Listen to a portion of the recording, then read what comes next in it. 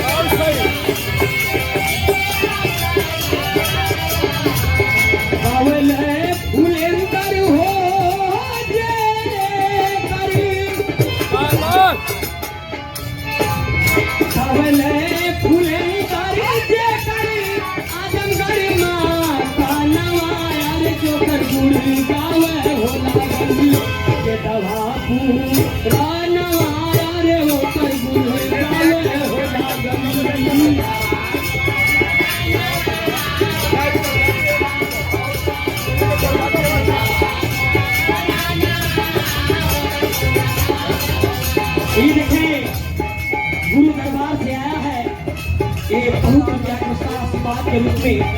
तो चरणों में आप सबके नमस्ते प्रणाम। लेकिन बात वही है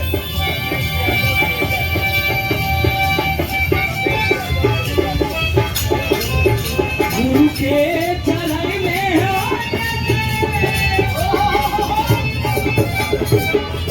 राजेंद्र सोनकर लोकगीत कलाकार पांडेपुर से आप जो से बहुत ऊंचा पुरस्कार है मालिक गुरु दरबार से मालिक आपके बना के रखे दिन गुना रात चौगुना बढ़े। लेकिन बात वही के कहना था गुरु के चरण में हो जय जय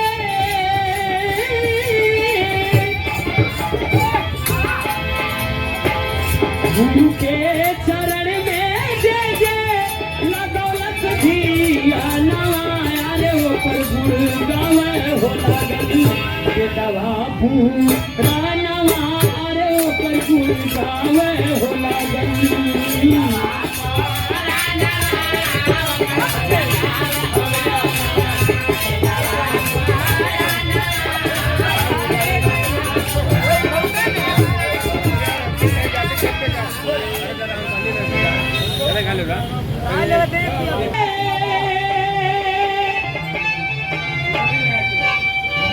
गुरु के चरण में हो जय। अरे ये खिलाल राजभर आजमगढ़ से भैया के प्रणाम बा। ओकर गुड़ गावे हो लागल, अरे ओकर गुड़ गावे हो लागल, अरे बेदवा